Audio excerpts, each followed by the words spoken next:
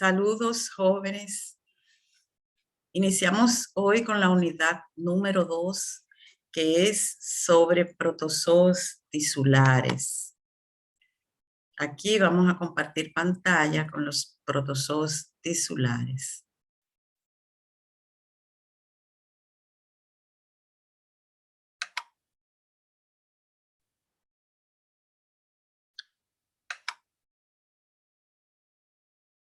Tenemos los protozoarios tisulares que vamos a estudiar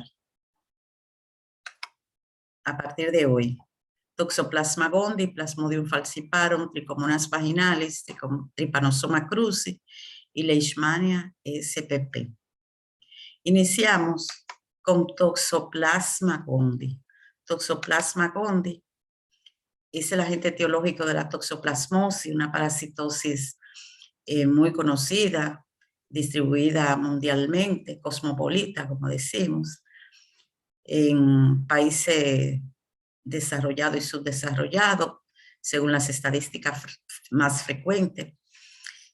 Se adquiere comiendo carne cruda o mal cocida, pero realmente esta es una parasitosis de los gatos y de otros felinos, que son los hospederos definitivos, y también otros animales pueden tenerlo, como las ovejas, los castores, los animales que están junto a nosotros, el cerdo, las aves, las vacas o cualquier otro animal. Esta parasitosis, la toxoplasmosis, en personas inmunocompetentes, generalmente es asintomática, pero cuando presenta síntomas van a depender del órgano donde se aloja. En inmunocomprometidos sí va a causar mucho daño, que puede ser en paciente con SIDA hasta la muerte, puede causarle. Cuando este parásito se adquiere a través de las heces del gato, se llama una zoonosis, generalmente en nuestro país. Hasta que se demuestre lo contrario, se adquiere a partir de las heces del gato. Este parásito presenta las siguientes fases en su ciclo de vida: el taquizoito, el ooquiste, estos dos, uno ovalado y uno redondo, y los quistes. Mírenlos, aquí hay 3. Vamos a describir la fase de taquizoito, que es el trofozoito. Taquizoito porque se reproduce rápidamente en una infección activa y va pasando de célula en célula. Este organismo es en forma de arco. Su nombre viene de toxón, del griego toxón, arco, plasma, cuerpo. Toxoplasma. Y está constituido por un complejo apical que presenta un conoide y rótries o toxonemas. Tiene una membrana, tiene un núcleo, aparato de Golgi, vacuola y retículo endoplasmático. Esta fase mide 6 micrómetros. La fase de ooquiste, que como les digo, ovalado, como ustedes ven ahí, o redondo, mide de 10 a 12 micrómetros. Y dentro tiene 2 esporoquistes con 4 esporozoitos cada uno. El quiste es redondo y no es más que un grupo de trofozoitos que se multiplican lentamente y por eso se llaman bradizoitos, que cuando el sistema inmunológico actúa, se protegen con una membrana, varios parásitos. Vemos aquí otra imagen coloreada, así es que lo vamos a ver al microscopio. No esta fase, el taquizoito, va a ser así. Aquí vemos otro quiste en otra dimensión.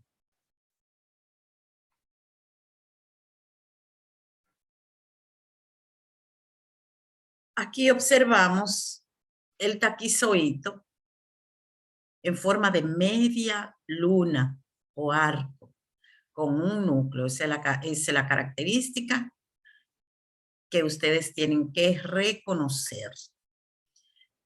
Estos parásitos son coccidios y como coccidios viven y se desarrollan dentro de una célula y se reproducen de forma sexual y asexual.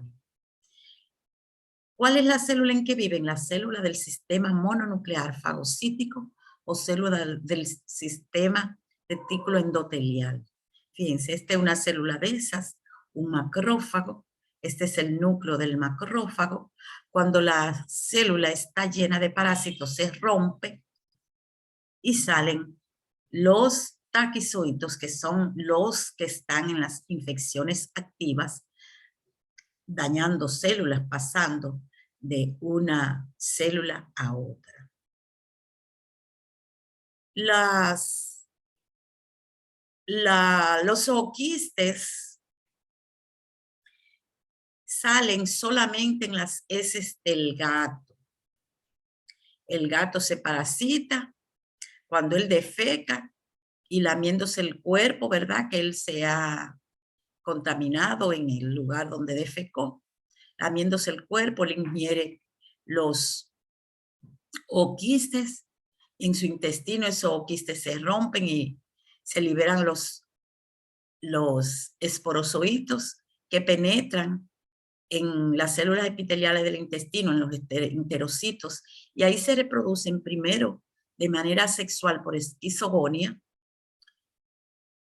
y luego de forma asexual, porque de esa esquizogonia van a salir dos células sexuales, microgametocito y macrogametocito, que se van a unir y van a formar el huevo o cigoto, que se va a convertir en los oquistes, que al salir al exterior van a contaminar todo. Se quedan en las carnes de los animales parasitados, van a los vegetales, van al agua, las manos que se puedan contaminar, se quedan en el ambiente y pueden ser inhalados también, porque esos oquistes son muy livianitos. Entonces, el gato es hospedero definitivo, porque en él se lleva a cabo la reproducción sexual. Aunque en él se lleva a cabo también la asexual, vamos a recordar siempre que él es el hospedero definitivo. El humano va a ser el hospedero intermediario, porque en el humano solamente se va a llevar a cabo la reproducción asexual. En el humano se van a reproducir por endodiogenia. Cuando el oquiste entra, libera los esporozoitos que se van a convertir en taquizoitos y se van a liberar por endodiogenia, se van a formar dos parásitos por cada célula que se forme. El gato también y el humano se puede parasitar con carne cruda o mal cocida. El gato come paloma, que las mata él mismo, come ratas, ratones, pero también las amas de casa muchas veces le echan los desperdicios de las carnes que están preparando, y si ese animal tiene quistes, si esa paloma tiene quistes, si ese ratón tiene quistes, esa rata, pues se va a parasitar de esa forma. El humano también, si el humano come una carne cruda o mal cocida, como acostumbra mucha persona, término medio, 3/4, en donde las proteínas no se han descompuesto y el quiste está ahí íntegro, también se va a parasitar por vía oral con los quistes. Con el oquiste, el humano va a tomar agua contaminada, vegetales contaminados con el oquiste, lo va a inhalar, con las manos sucias que ha preparado la carne se pueden quedar quiste en sus manos también, y se va a parasitar por vía oral. Pero también en el humano, como dijimos, se adquiere por vía aérea con los quistes que flota.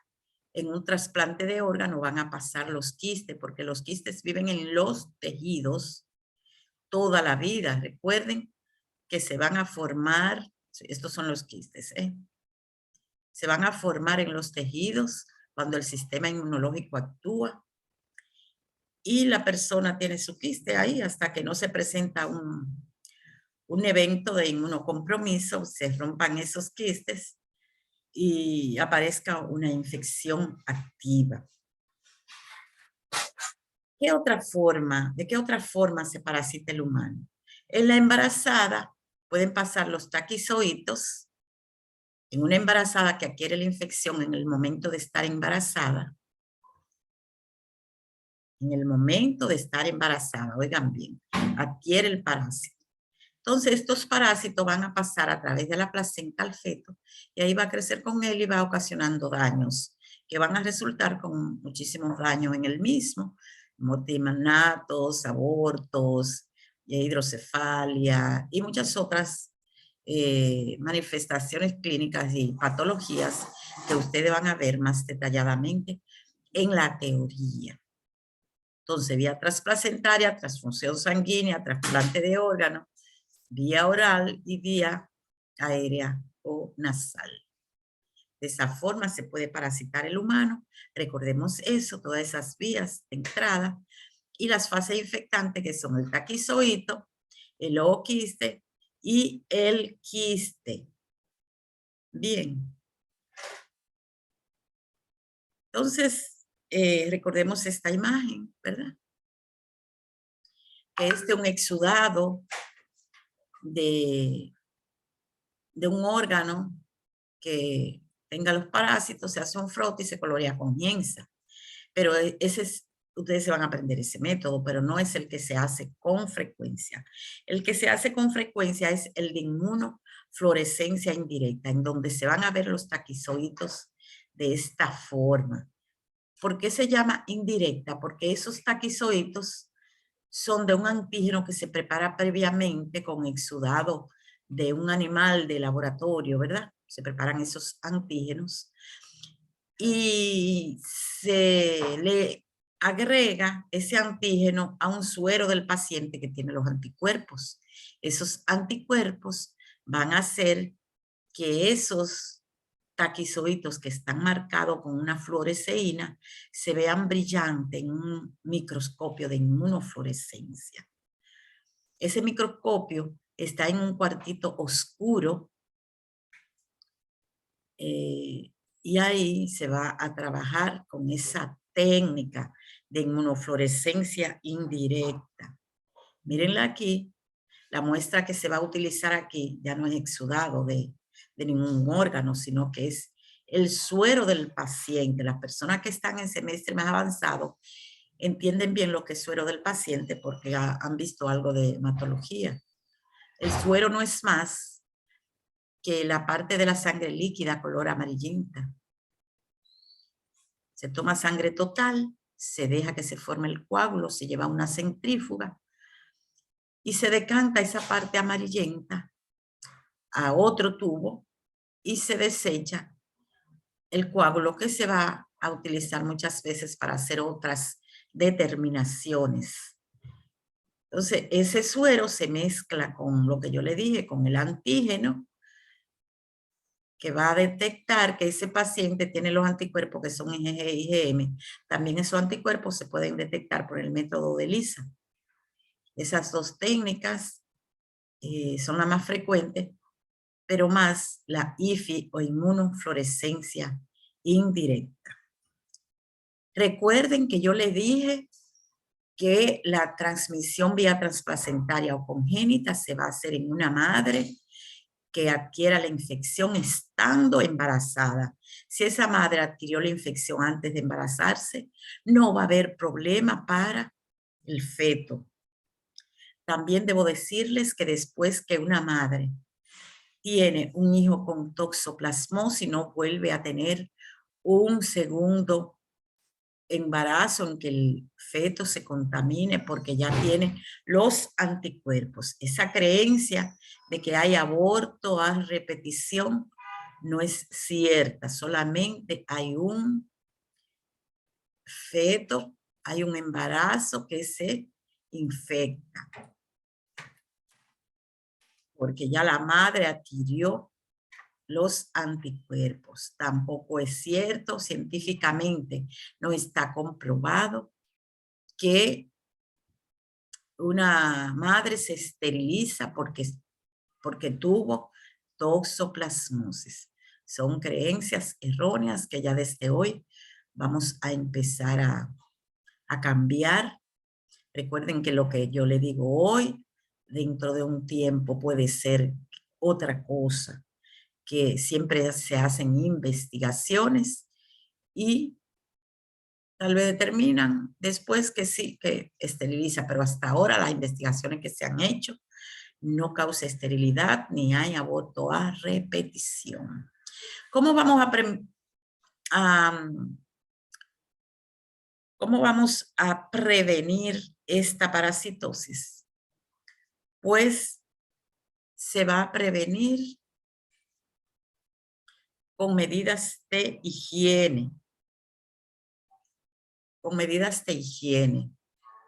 es decir, lavarse las manos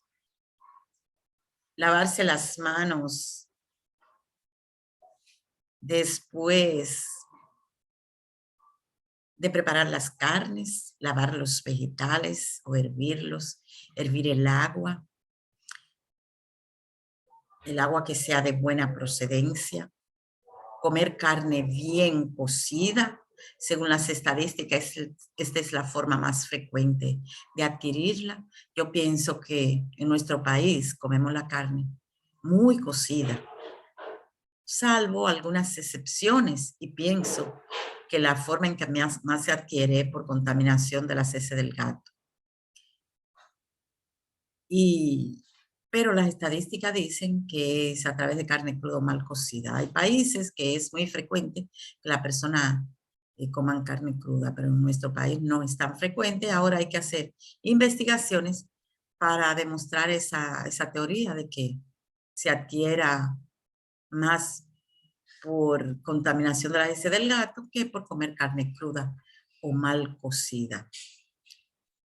El gato hay que cuidarlo, no permitir que coma carne cruda, pero sabemos que la gente lo tiene, sobre todo la gente de clase más empobrecida, para que controle los ratones. Entonces, ahí no van a poder cuidarlo, sino evitar que la embarazada se parasite y también uno evitar la contaminación fecal con medidas de higiene. Hasta aquí